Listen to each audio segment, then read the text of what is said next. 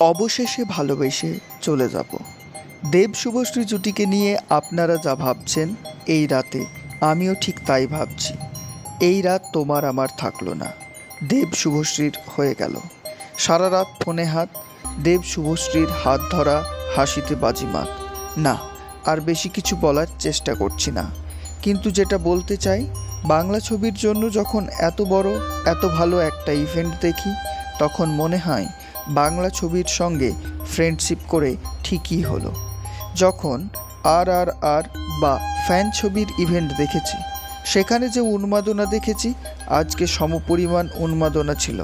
তা দেখে অনুভব করি 19টা বছর পাতার পর পাতা যে লিখলাম সেই জন্ম বুঝি বৃথা গেল না। অনেক কিছু জানি, তবু ঝালিয়ে নিয়ে বাড়ি ফিরলাম।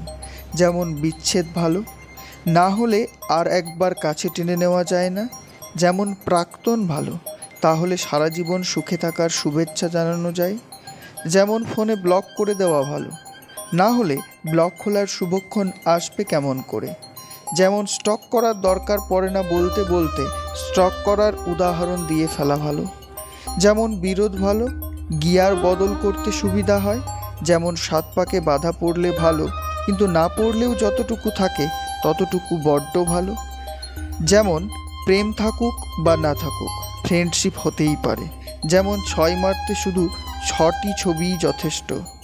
ধূমকেতু ছবির যে 2 প্রযোজক রানাদা এবং দেব, তাদের ধন্যবাদ, অসংখ্য ধন্যবাদ। বাংলা ছবির অন্যতম সেরা ইভেন্ট এটা।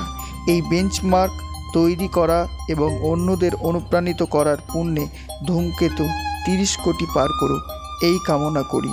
হলে হলে হাউসফুল, দেব শুভশ্রী বিউটিফুল।